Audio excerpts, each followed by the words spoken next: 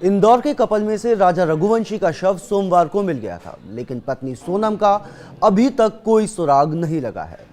13 दिन हो गए हैं। पुलिस लगातार सर्चिंग अभियान में जुटी हुई है, लेकिन कोई भी अहम जानकारी अभी तक पुलिस के हाथ नहीं लगी है। राजा रघुवंशी पंचतत्व में विलीन हो गया है। परिवार का रो रो के बुरा हाल है। परिजन ने शिलांग पुलिस और प्रशासन की कार्यशैली पर भी सवाल उठाए हैं। लापता सोनम को लेकर अब परिजन ने एक बड़ा ऐलान किया है। परिजन ने जानकारी देने वाले शख्स को 5 लाख रुपए के इनाम देने की भी घोषणा की है। साथ ही ये भी कहा है कि जो जानकारी देगा उसका नाम गुप्त रखा जाएगा।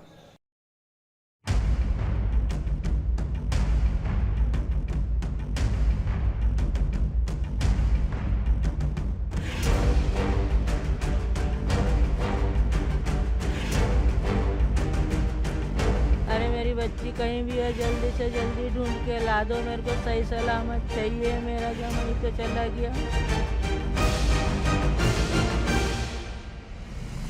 राजा रघुवंशी का अंतिम संस्कार हो गया है, लेकिन पत्नी सोनम अभी भी लापता है। 13 दिन बीत गए हैं, अब तक सोनम का कोई सुराग नहीं है। शिलांग में सर्च अभियान जारी है। अब ह्यूमन ट्रैफिकिंग के आरोप लगाए जा रहे हैं। इस बीच राजा और सोनम का आखिरी सीसीटीवी फुटेज सामने आया है। 22 मई को राजा और सोनम शिलांग के एक होटल में आखिरी बार जाते हुए दिखाई दिए। इसके बाद से दोनों अचानक लापता हो गए थे। राजा रघुवंशी का शव मिल गया है, लेकिन पत्नी सोनम की मिस्ट्री अभी भी उलझी हुई है। उधर परिजनों ने मेघालय पुलिस और प्रशासन की कार्यशैली पर सवाल उठाए हैं। परिजनों ने एक बार फिर सीबीआई जांच की मांग की है। पुलिस सरकार जो है, मेघालय पुलिस सरकार जो है, वो लोकल पुलिस जो है, जो एक्शन ले रही है, वो एक्शन ऐसे लेते रहेगा भी तो आगे सोनम को भी इसी हालत में को देंगे फिर तो, कि वहाँ की पुलिस तो अभी तक मानने राजी नहीं है। तो यहाँ पे ऐसा कुछ हो सकता है। जो मैं खुद से देख के आया हूँ और वहाँ के लोकल्स लोगों का कहना यही है। तो हम जो कुछ आगे बताते का भी है तो प्रशासन हमको भी तकलीफ देगा। उधर इस घटना को लेकर मेघालय के मुख्यमंत्री ने कहा कि ये पहली बार जब किसी कपल के साथ ऐसा हुआ हो। मामले की जांच की जा रही है। जो भी दोषी होंगे सख्त कार्रवाई की जाएगी।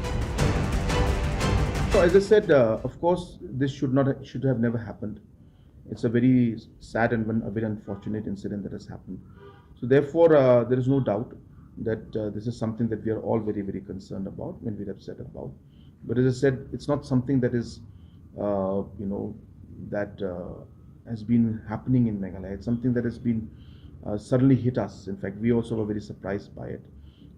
But as I said, let me assure the family members that we will do everything we are already doing, and we will continue to do everything in our capacity to find out the truth and make sure that justice is done.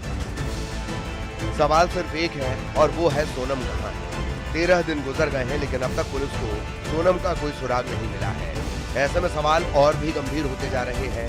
क्या साजिश के तहत पूरी वारदात को अंजाम दिया गया और इस पूरी साजिश के पीछे कौन है? ऐसे तमाम सवाल हैं जिनके जवाब हर कोई जानना चाहता है। इंदौर से मिथिलेश गुप्ता के साथ ब्यूरो रिपोर्ट, न्यूज़ 18।